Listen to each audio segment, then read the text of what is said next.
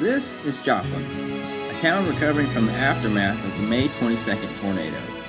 Today, I would see and hear the same things we've seen on TV, only being here makes it real.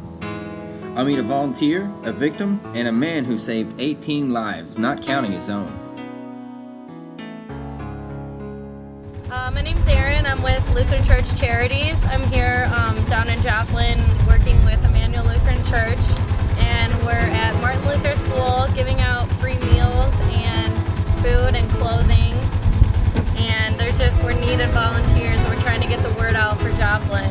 We also have these canine comfort dogs that we have there, and it's kind of an outreach tool that we use, to get the word of God and to also help people tell their story.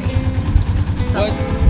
What's one of the most common things that people are asking for after the tornado? What? Gatorade. In there, they don't want to talk about it, It's kind of like they just want to try to get away from it for a little, and I feel like we're giving that to them over there, giving them a place to be and to feel like they actually have people to talk to. So. Although it was a relief to see so many people from across the country here to help, my mind still couldn't escape the reality of the situation for all of the victims.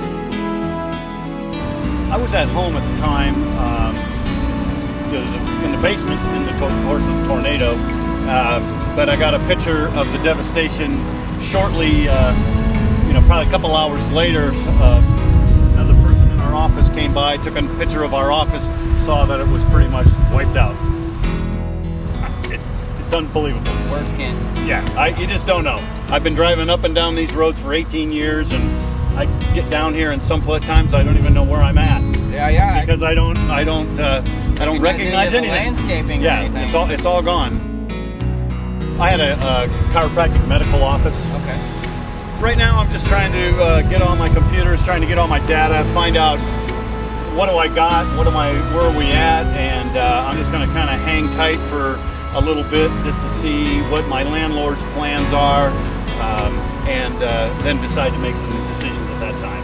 So, right now we're just taking it a day at a time. It's all right. Trust it good. That's the guy. He's the one that took care of all of us. And, said, hey, maybe it's time to wake up to pay a little attention to what's going on in the world. Exactly right. I felt guilty leaving town without even more than just a couple bags of old clothes, but it was time for us to go. So on our way out, we stopped for drinks, and that's where I met Ruben. Here with Ruben Carter. Now, you were one of the ones, we saw you on TV, I think. You took a bunch of people back to your freezer in your store. What happened there? Inside the cooler? Inside the cooler. We all basically just got down on the ground and hugged each other and, started praying. And we made it through. So you're responsible for 18 people's lives being saved because of your smart thinking and your quick reaction to that. Yeah, I guess so. Well, congratulations, Ruben. It's nice to meet you, and appreciate what you've done. Hey, I'm just glad everybody made it out alive, man. Tell me, what were you thinking? I know you were absolutely terrified, but what were your thoughts going through when you knew something was coming towards you?